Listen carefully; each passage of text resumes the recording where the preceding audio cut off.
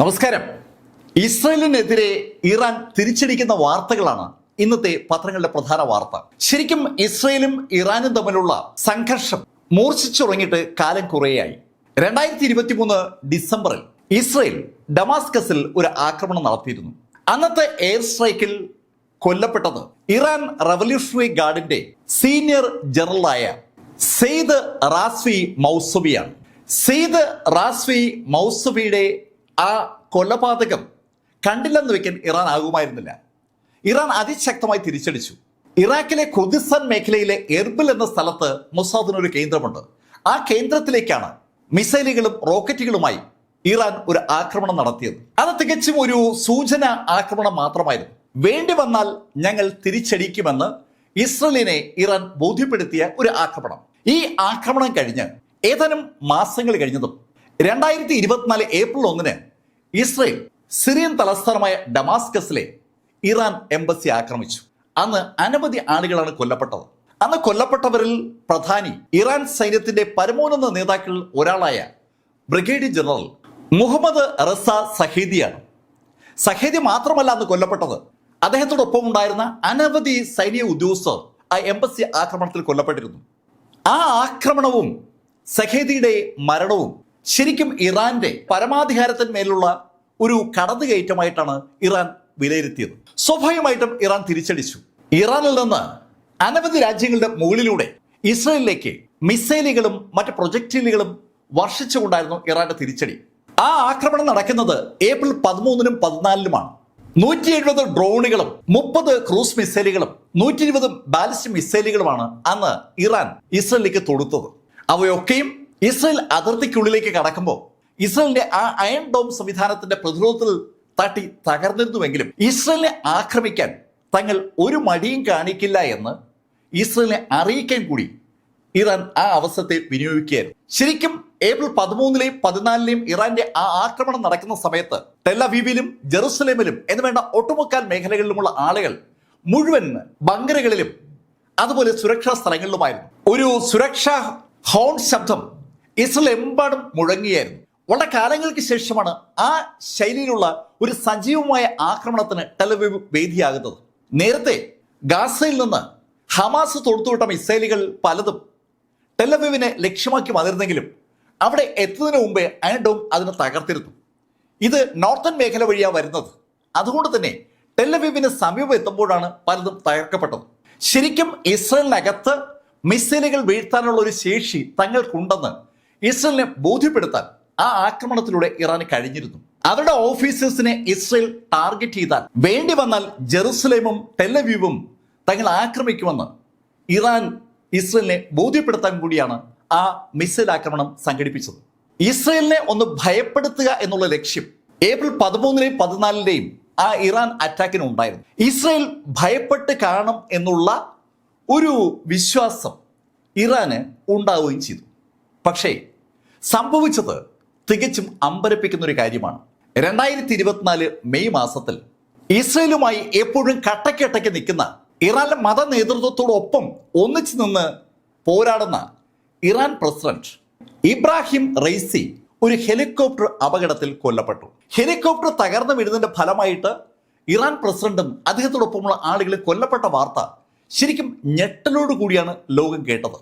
ആ അപകട വാർത്ത അറിഞ്ഞ നിമിഷത്തിൽ സകലരുടെയും ശ്രദ്ധ ഇസ്രയേലിലേക്കും മൊസാദിലേക്കും ഓട്ടോമാറ്റിക്കായിട്ട് തിരിഞ്ഞിരുന്നു.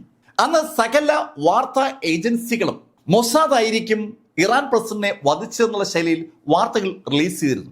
ഇസ്രയേലിന്റെ ഭാഗത്തു നിന്ന് ആ വാർത്തയ്ക്ക് അനുകൂലമായിട്ടോ പ്രതികൂലമായിട്ടോ ഒരു തരത്തിലുള്ള കമന്റും ഉണ്ടായില്ല. പക്ഷേ ഇറാൻ പ്രസിഡന്റ് ഇബ്രാഹിം റൈസിയുടെ ആ മരണം ഇറാനെ ശരിക്കും പിടിച്ചുലച്ചിരുന്നു. ഇബ്രാഹിം റൈസിക്ക് പകരം അധികാരത്തിലെത്തിയത് മിതവാദിയായ മെസൂദ് പെസഷ്കിയാനാണ്. അയാള് ഈ വെസ്റ്റേൺ രാജ്യങ്ങളുമായി അടുപ്പമുണ്ടാക്കണമെന്ന് അഭിപ്രായമുള്ള ഒരു കക്ഷിയാണ്. ഇറാൻ റവല്യൂഷണറി ഗാർഡിന്റെ തലപ്പത്തുള്ള അവരുടെ പരമോന്നത നേതാവിന്റെ ആശയങ്ങളോട് അത്ര കണ്ട് യോജിക്കുന്ന ഒരാളല്ല ഈ മസൂദ്. മസൂദ് അധികാരത്തിലേക്ക് വന്നപ്പോൾ സ്വാഭാവികമായിട്ടും ഇറാൻ അവരുടെ ആ തീവ്ര നിലപാടുകളിൽ നിന്ന് ഒന്ന് അയയുമെന്ന് ലോകവും കരുതുന്ന നിമിഷത്തിൽ ചില കാര്യങ്ങൾ സംഭവിച്ചു.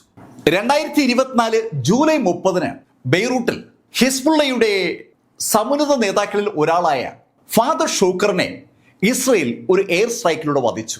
ഈ ഫാദർ ഹിസ്ബുള്ളയുടെ പരമോന്നത നേതാവായ നസ്രുള്ളയുടെ വലം കൈയായിരുന്നു. ബെയ്റൂട്ടിൽ ഫാദർ കൊല്ലപ്പെട്ട് ഏതാനും മണിക്കൂറുകൾ കഴിഞ്ഞപ്പോൾ ഇറാൻ തലസ്ഥാനമായ ടെഹ്റാനിൽ മസൂദിന്റെ സ്ഥാനാരോഹണം നടക്കുന്ന ആ ദിവസം ആ സ്ഥാനാരോഹണ ചടങ്ങിൽ പങ്കെടുക്കാനായി ദോഹയിൽ നിന്ന് അവിടെ എത്തിയ ഹമാസിന്റെ സമുന്നത നേതാവായ ഇസ്മായിൽ ഹനിയെ ശരിക്കും ആസൂത്രണമായ ഒരു ആക്രമണത്തിൽ ഇസ്രയേൽ കൊലപ്പെടുത്തി. ശരിക്കും ഞെട്ടിപ്പിക്കുന്നതായിരുന്നു ആ ആക്രമണം. ശരിക്കും 24 മണിക്കൂറിനുള്ളിൽ ലെബനോണിലെ ബെയ്റൂട്ടിലും ഇറാനിലെ ടെഹ്റാനിലും നടത്തിയ വ്യത്യസ്തമായ 2 ആക്രമണങ്ങളിലൂടെ ഇസ്രയേൽ അവരുടെ ശത്രുക്കളായ 3 പ്രസ്ഥാനങ്ങളെയാണ് ടാർഗറ്റ് ചെയ്തത്. ബെയ്റൂട്ടിലെ ആക്രമണത്തിൽ അവർ കൊന്നത് ഹിസ്ബുള്ളയുടെ നേതാവിനെയാണെങ്കിൽ ടെഹ്റാനിലെ ആക്രമണത്തിൽ അവർ കൊന്നത് ഹമാസിന്റെ നേതാവിനെയാണ്. അതേസമയത്ത് ആ ആക്രമണം നടന്നിരിക്കുന്നത് ഇസ്രയേലിന്റെ മറ്റൊരു ശത്രുവായ ഇറാന്റെ തലസ്ഥാനത്ത് വെച്ചുമാണ്. ശരിക്കും ശക്തരായ 3 എൻറ്റിറ്റികൾ ഒരേ സമയം ഇസ്രയേലിന്റെ ആക്രമണത്തിന് വിധേയമാകുന്നതാണ് ജൂലൈ 30 ആഗസ്റ്റ് 1 നമ്മൾ കണ്ടത്.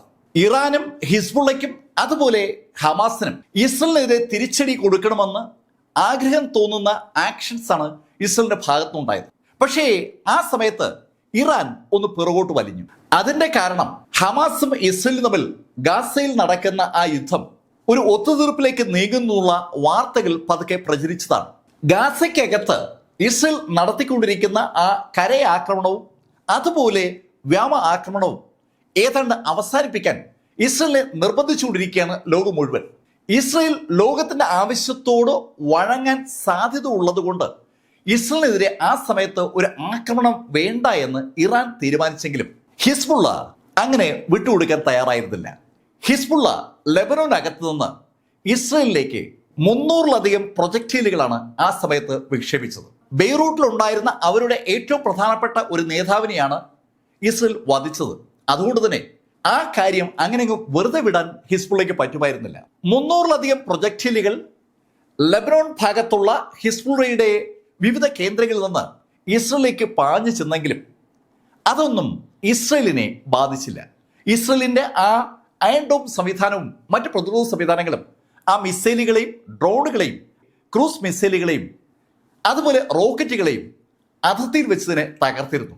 നസ്രുള്ളയുടെ വലം കൈയാണ് നേരത്തെ ഇസ്രയേൽ വധിച്ചത്. അതിന് പ്രതികാരമെന്ന നിലയിലാണ് നസ്രുള്ളയുടെ നിർദ്ദേശപ്രകാരം ലബനോണിലെ ഹിസ്ബുള്ള മേഖലകളിൽ നിന്ന് ഇസ്രയേലിന് നേരെ ആ മിസൈൽ ഡ്രോൺ റോക്കറ്റ് അറ്റാക്ക് ഉണ്ടായത്. ആ അറ്റാക്ക് കഴിഞ്ഞതും നസ്രുള്ള പറഞ്ഞു, തൽക്കാലം ഞങ്ങൾ ഇവിടെ അവസാനിപ്പിക്കുന്നു, അടിക്ക് തിരിച്ചടി കൊടുത്തു കഴിഞ്ഞു. അങ്ങനെ പറയാൻ നസ്രുള്ള നിർബന്ധിതനായത് ആ സമയത്തും ഗാസയിൽ നടക്കുന്ന ആ ഒത്തുതീർപ്പ് ചർച്ചയാണ്. നസ്രുള്ള അങ്ങനെ പറയുമ്പോഴും യഥാർത്ഥത്തിൽ നസ്രുള്ളയ്ക്ക് ആവശ്യമായ സപ്പോർട്ട് മെക്കാനിസം കൊടുത്തുകൊണ്ടിരുന്ന ഇറാൻ ആഗ്രഹിച്ചത് അതല്ല. ഇറാൻ സൈലന്റ് ആയത് ഒരു രാജ്യമെന്ന നിലയിൽ ഒരു ആക്രമണത്തിലേക്ക് ഇറങ്ങാനുള്ള സമയം ആയിട്ടില്ല എന്ന് കരുതിയിട്ടാണ്. അതേസമയത്ത് അവിടെ എല്ലാവിധ സഹായത്തോടു കൂടി പ്രവർത്തിക്കുന്ന ഹിസ്ബുള്ള ഇസ്രയേലിനെ ആക്രമിച്ചുകൊണ്ടേ ഇരിക്കണമെന്നാണ് ഇറാന്റെ ആഗ്രഹം. ഇറാന്റെ ആഗ്രഹം അങ്ങനെ ആയിരിക്കുമ്പോഴും നസ്രുള്ള ഒരു സ്റ്റെപ്പ് പുറകോട്ട് ഇറങ്ങിയായിരുന്നു. ഈ സമയത്ത് ഹമാസിനെ തുരത്താനായി ഗാസയിലേക്ക് ഇടിച്ചു കയറിയിരിക്കുന്ന ഇസ്രയേൽ സ്വാഭാവികമായിട്ടും ഹിസ്ബുള്ളയുടെയും അതുപോലെ ഇറാന്റെയും ആ സ്ലോ ഡൗൺ നിരീക്ഷിക്കുന്നുണ്ടായിരുന്നു. US-ന്റെ വൻ സപ്പോർട്ട് മെക്കാനിസം ഉള്ള ഇസ്രയേൽ 2006 മുതൽ ഹിസ്ബുള്ളയെ നോട്ടമിടുകയായിരുന്നു. 2006-നും 2024-നും ഇടയിൽ ഹിസ്ബുള്ള ശരിക്കും ഒരു രാജ്യത്തിന്റെ സൈന്യം പോലെ വളർന്ന് വികസിച്ചിരുന്നു. വളരെ ചുരുക്കം ആളുകളിൽ നിന്ന് 2024 ആയപ്പോൾ 60,000-ഓളം ട്രെയിൻഡ് ആർമി അംഗങ്ങളുള്ള ഒരു വൻ സേനയായി ഹിസ്ബുള്ള മാറിയിരുന്നു. ഹിസ്ബുള്ളയ്ക്ക് തിരിച്ചടി കൊടുക്കാനായി അനുയോജ്യമായ ഒരു സമയം നോക്കിയിരിക്കുകയായിരുന്നു ഇസ്രായേൽ. ഇസ്രായേലിന്റെ ആ ചിന്ത മനസ്സിലാകാതെയാണ് ഹിസ്ബുള്ളയും ഇറാനും ഒരു സ്റ്റെപ്പ് പുറകോട്ട് വെക്കുന്നത്. ഹിസ്ബുള്ളയെ തുടച്ചു മാറ്റാനായി ശക്തമായ ഒരു പദ്ധതിയാണ് ഇസ്രായേൽ ആവിഷ്കരിച്ചത്. ആ പദ്ധതിയുടെ നിർവഹണമാണ് നമ്മൾ പേജറുകളും ഓക്കി ടോക്കിയും പൊട്ടിത്തെറിക്കുമ്പോൾ കാണുന്നത്. അന്ന് ആ ആക്രമണത്തിലൂടെ ഹിസ്ബുള്ളയുടെ ഗ്രൗണ്ട് ലെവലിലുള്ള അനവധി ആളുകളാണ് കൊല്ലപ്പെട്ടത്. അവർ മാത്രമല്ല, ഹിസ്ബുള്ളയ്ക്ക് ആളും അർത്ഥവും നൽകുന്ന ലെബനോൺ പൗരന്മാരും ആ ആക്രമണത്തിൽ കൊല്ലപ്പെട്ടിരുന്നു. ആ ആക്രമണത്തിലൂടെ ഇസ്രയേൽ യഥാർത്ഥത്തിൽ ലെബനോൺ പൗരന്മാരെ ഒന്ന് വാൺ ചെയ്യുകയായിരുന്നു. ഹിസ്ബുള്ളയ്ക്ക് അവരുടെ മണ്ണ് വിട്ടുകൊടുത്തത് വഴി ലെബനോൺ ചെയ്തിരിക്കുന്നത് അക്ഷന്തീയമായ ഒരു തെറ്റാണെന്ന് ലെബനോണിനെ ബോധ്യപ്പെടുത്തുക എന്നുള്ളതാണ് ഇസ്രയേലിന്റെ ആ ആക്രമണത്തിന്റെ ലക്ഷ്യം. ശരിക്കും ഹിസ്ബുള്ളയ്ക്കെതിരെയുള്ള ഒരു അന്തിമ അറ്റാക്ക് ഇസ്രയേൽ പ്ലാൻ ചെയ്ത കാര്യം ഈ സമയത്ത് പോലും ഹിസ്ബുള്ള മനസ്സിലാക്കിയിരുന്നില്ല. ശരിക്കും എന്താണ് സംഭവിക്കുന്നതെന്ന് മനസ്സിലാക്കും മുമ്പ് ഇസ്രയേൽ എയർഫോഴ്സ് അവരുടെ ആ ബോംബറുകളും ഫൈറ്റർ ജെറ്റുകളുമായി ലെബനോൺ ഏതാണ്ട് കവർ ചെയ്ത് കഴിഞ്ഞിരുന്നു. അവർ നടത്തിയ അതിരൂക്ഷമായ ആക്രമണത്തിൽ കൊല്ലപ്പെട്ടത് സാക്ഷാൽ നസ്രുള്ളയാണ്. 2024 സെപ്റ്റംബർ 24 ഹിസ്ബുള്ളയുടെ പരമോന്നത നേതാവായ നസ്രുള്ള ആ ബോംബ് ആക്രമണത്തിൽ കൊല്ലപ്പെട്ടു. 1979 ഇറാനിൽ ഇസ്ലാമിക് വിപ്ലവം നടക്കുമ്പോൾ അന്ന് ഒരു സ്റ്റുഡൻ്റായി അവിടെ ഉണ്ടായിരുന്ന വ്യക്തിയാണ് ഈ നസ്രുള്ള. അന്ന് നസ്രുള്ളയ്ക്ക് പ്രായം 19 ആണ്. നസ്രുള്ള ഒരു ഷിയ വംശജനാണ്. ബെയ്റൂട്ടിൽ ജനിച്ചു വളർന്ന നസ്രുള്ള സുന്നികളുടെ ആധിപത്യം സകല മേഖലകളിലും ഉണ്ടാകുന്നത് കണ്ടു വളർന്ന വ്യക്തിയാണ്. ഷിയ വിശ്വാസിയായ നസ്രുള്ളയ്ക്ക് ഷിയകൾ സുന്നി വംശജനായ ഷായെ അട്ടിമറിച്ചുകൊണ്ട് ഇറാനിൽ അധികാരം പിടിക്കുമ്പോൾ വല്ലാത്തൊരു ആവേശമുണ്ടായിരുന്നു. ആ ആവേശത്തോടു കൂടിയാണ് അയാൾ ബെയ്റൂട്ടിലേക്ക് മടങ്ങി വരുന്നത്. അയാൾ ബെയ്റൂട്ടിൽ ഉണ്ടായിരിക്കുമ്പോഴാണ് ഇസ്രയേൽ ലെബനോണിലേക്ക് 1982 ഇടിച്ചു കയറുന്നത്. അന്ന് ബെയ്റൂട്ട് ആ ആക്രമണത്തിൽ തകർന്ന് തരിപ്പണമായ കാഴ്ച അന്ന് അവിടെ ഉണ്ടായിരുന്ന ബാലനായ നസ്രുള്ള അയാളുടെ കണ്ണുകൊണ്ട് കണ്ടതാണ്. അപ്പോഴാണ് അവിടെ ഹിസ്ബുള്ള എന്ന സംഘടന രൂപം കൊള്ളുന്നത്. ശരിക്കും ചെറുപ്രായത്തിലെ ഹിസ്ബുള്ളയുടെ ഭാഗമായി മാറിയ നസ്രല്ല 1991 അതിന്റെ പരമാധികാരിയായി മാറിയതാണ്. അന്ന് മുതൽ ഇന്ന് വരെ അടിക്ക് തിരിച്ചടി, അതാണ് നസ്രുള്ളയുടെ നയം. നസ്രുള്ള ഇസ്രയേലിനെ ഒരിക്കലും വെറുതെ ഇരിക്കാൻ സമ്മതിച്ചിട്ടില്ല. ആ നസ്രുള്ളയാണ് 2024 സെപ്റ്റംബർ 27 ഇസ്രയേൽ അവസാനിപ്പിച്ചത്. സെപ്റ്റംബർ 27 വരെ ലോകത്തെ രാജ്യമില്ലാത്ത ഏറ്റവും വലിയ അധികാര കേന്ദ്രം ഹിസ്ബുള്ളയാണ്. ആ അധികാര കേന്ദ്രത്തെയാണ് അന്ന് ഇസ്രയേൽ നോട്ടമിട്ടത്. സദേൺ ബെയ്റൂട്ടിൽ തലങ്ങും വിലങ്ങും ബോംബ് വർഷിച്ചുകൊണ്ട് ഹിസ്ബുള്ളയെ അവസാനിപ്പിക്കാനായി ഇസ്രയേൽ നടത്തിയത് സമാനതകളില്ലാത്ത ഒരു യുദ്ധമാണ്. ഇതുപോലെ സമാനമായൊരു സാഹചര്യം 2006 ഉണ്ടായിരുന്നു. അന്ന് ഹിസ്ബുള്ളയെ ഇസ്രയേൽ ഏതാണ്ട് തുടച്ചു നീക്കിയെന്ന് സകലരും കരുതിയിരിക്കുമ്പോഴാണ് അണ്ടർഗ്രൗണ്ടിൽ ഉണ്ടായിരുന്ന ഹിസ്ബുള്ള പ്രവർത്തകർ ശരിക്കും ശക്തമായി സംഘടിച്ച് നസ്രുള്ളയുടെ നേതൃത്വത്തിൽ അതിശക്തമായ ഒരു പ്രസ്ഥാനമായി വളരുന്നത്. ഇസ്രയേൽ ഹിസ്ബുള്ളയെ തുടച്ചു മാറ്റി എന്ന് ലോകം വിശ്വസിച്ച ആ നിമിഷത്തിൽ ശരിക്കും ഒരു ഫീനിക്സ് പക്ഷിയെ പോലെ ഹിസ്ബുള്ള ഏതാണ്ട് പുനർജനിക്കുകയായിരുന്നു. അതുപോലെ ഒരു പുനർജനി ഹിസ്ബുള്ളയുടെ ഭാഗത്തുനിന്ന് ഉണ്ടാകുമോ എന്ന് ലോകം അന്വേഷിക്കുമ്പോഴാണ് ലെബനോണിലേക്ക് ടാങ്കുകളുമായി ഇസ്രയേൽ വീണ്ടും ഇരച്ചു കയറുന്നത്. സദേൺ ബെയ്റൂട്ടിലുള്ള ഹിസ്ബുള്ള കേന്ദ്രങ്ങൾ ഒന്നടങ്കം ഇല്ലാതാക്കുക എന്നുള്ളതാണ് ഇസ്രയേലിന്റെ ടാർഗറ്റ്. സദേൺ ബെയ്റൂട്ടിലുള്ള ഹിസ്ബുള്ള കഴിഞ്ഞ കുറേ മാസങ്ങളായി തുടർച്ചയായി ചെയ്യുന്ന ഒരു കാര്യമുണ്ട്. ലെബനോണിനോട് ചേർന്ന് കിടക്കുന്ന ഇസ്രയേൽ അതിർത്തിക്കുള്ളിലെ സെറ്റിൽമെന്റ് മേഖലകളിലുള്ള ഇസ്രയേലി സെറ്റിൽമെന്റ് ഏരിയകളാണ് അവർ ആക്രമിക്കുന്നത്. ആ ആക്രമണത്തിന്റെ ഫലമായിട്ട് ഏകദേശം 75,000-ഓളം ഇസ്രയേലി സെറ്റിൽമെന്റ് ആളുകൾ അവിടെ നിന്ന് പാലായനം ചെയ്യുകയുണ്ടായി. അതിർത്തികളിൽ അവർക്ക് താമസിക്കാൻ പറ്റില്ല എന്നുള്ള ശൈലിയിൽ വാർത്തകൾ റിപ്പോർട്ട് ചെയ്യപ്പെട്ടുകൊണ്ടിരിക്കുമ്പോഴാണ് പ്രധാനമന്ത്രി ബെഞ്ചമിൻ നെതന്യാഹുവിന്റെ നേതൃത്വത്തിൽ ഹിസ്ബുള്ളയെ ആക്രമിക്കാനുള്ള തീരുമാനമെടുക്കുന്നത്. ഒരു ഭാഗത്ത് കാര്യങ്ങൾ ഇങ്ങനെ നടക്കുമ്പോഴാണ് ഇതുവരെ പതുങ്ങിയിരുന്ന ഇറാൻ ഇസ്രയേലിന് തിരിച്ചടി കൊടുക്കാൻ തീരുമാനമെടുക്കുന്നത്. ഇറാൻ തലസ്ഥാനമായ ടെഹ്റാനിൽ വരെ ഇസ്രയേൽ ആക്രമണം നടത്തിയപ്പോൾ നിശബ്ദത പാലിച്ച ഇറാൻ അതിശക്തമായ തിരിച്ചടി ഇസ്രയേലിന് കൊടുക്കുമെന്ന് പറഞ്ഞുകൊണ്ട് അനവധി മിസൈലുകളാണ് ഒക്ടോബർ 1 ഇസ്രയേലിലേക്ക് തൊടുത്തുവിട്ടത്. ശരിക്കും ടെല്ലവീവ് വരെ എത്തിയ ആ മിസൈലുകൾ ഇസ്രയേലിന്റെ ആ അയൺ ഡോം സംവിധാനത്തിന്റെ പ്രതിരോധത്തിൽ തട്ടി തകർന്നുവെങ്കിലും ജെറുസലേമിലും ഇസ്രയേലിന്റെ പ്രധാന പട്ടണങ്ങളൊക്കെയും തന്നെ തങ്ങളുടെ മിസൈൽ പരിധിക്കുള്ളിലാണെന്ന് ഒരിക്കൽ കൂടി ഇറാൻ ഇസ്രയേലിനെ ബോധ്യപ്പെടുത്തുകയായിരുന്നു. ശരിക്കും 2500 കിലോമീറ്റർ ദൂരം വരെ കവർ ചെയ്യാൻ കഴിയുന്ന ബാലിസ്റ്റിക് മിസൈലുകൾ വരെ ഇപ്രാവശ്യം ഇറാൻ ഉപയോഗിച്ചു. ഇറാനിൽ നിന്ന് ഇറാഖിന് മുകളിലൂടെ ജോർദാന് മുകളിലൂടെ ആ മിസൈലുകൾ ഇസ്രയേലിലേക്ക് എത്തുകയായിരുന്നു.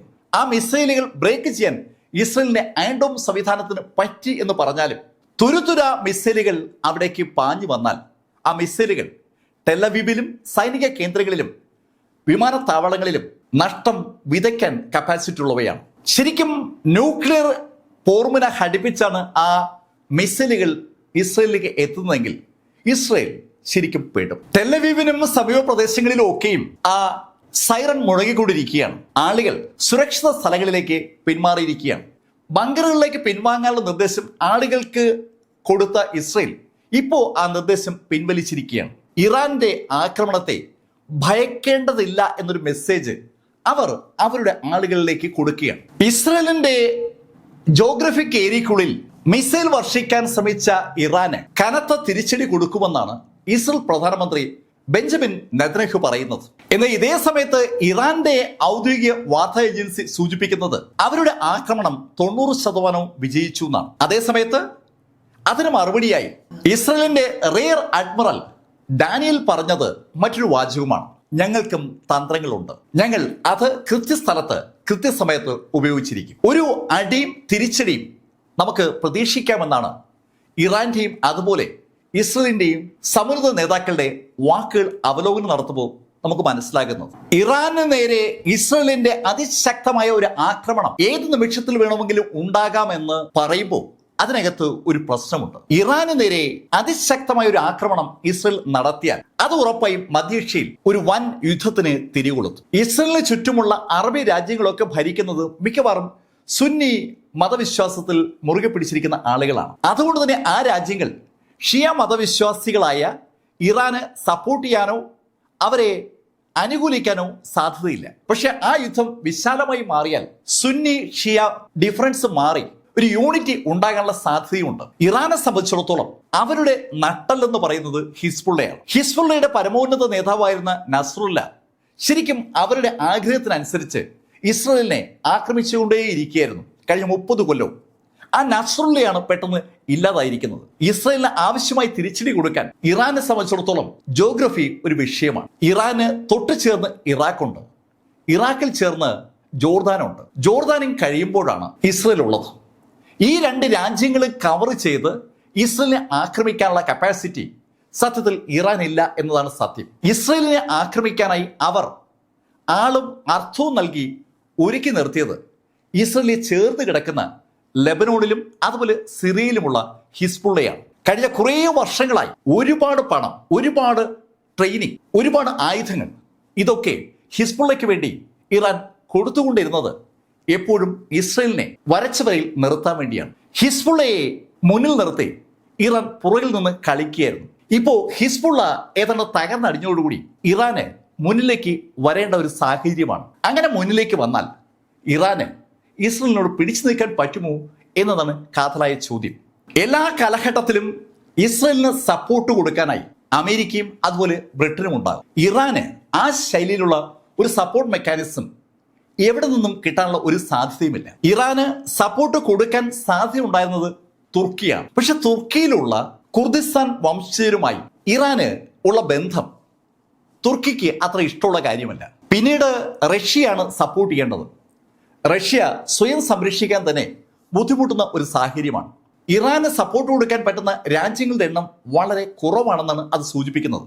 പിന്നെ ശക്തരായുള്ളത് ചൈനയാണ്. ചൈന ഇസ്രയേലിനെയും പണക്കത്തില്ല, അതുപോലെ ഇറാനെയും പണക്കത്തില്ല. ചൈന ഒരു കുറുക്കന്റെ കളിയെ കളിക്കത്തുള്ളൂ.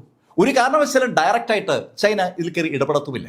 അതുകൊണ്ട് തന്നെ നമുക്ക് ഉറപ്പിച്ചു പറയാം, ഒരു യുദ്ധം ഉണ്ടാവുകയാണെങ്കിൽ നഷ്ടം കൂടാൻ സാധ്യതയുള്ളത് ഇറാനാണ്. യുദ്ധം ഇസ്രയേലിനും പുതുമയല്ല, ഇറാനും പുതുമയല്ല.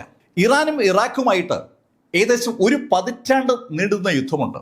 ഇസ്രയേൽ ആണെങ്കിൽ ജനിച്ചു വീണതേ യുദ്ധത്തിലൂടെയാണ്. അതുകൊണ്ട് തന്നെ യുദ്ധ ഉന്മുഖരായ 2 രാജ്യങ്ങൾ പരസ്പരം ഏറ്റുമുട്ടുമ്പോൾ എന്തും സംഭവിക്കാം എന്ന് മാത്രം പറഞ്ഞുകൊണ്ട് ഈ വീഡിയോ ഞാനിവിടെ കൺക്ലൂഡ് ചെയ്യുന്നു. ഇതുവരെ ഇസ്രയേൽ ഇറാൻ സംഘർഷം ഏത് ശൈലിയിലൂടെയാണ് വളരുന്നതെന്ന് നിങ്ങളോട് സൂചിപ്പിച്ചത് ലൈഫിൽ നിന്ന് BS ചന്ദ്രമോഹൻ. കമന്റുകൾ ചെയ്യുക. Thank you.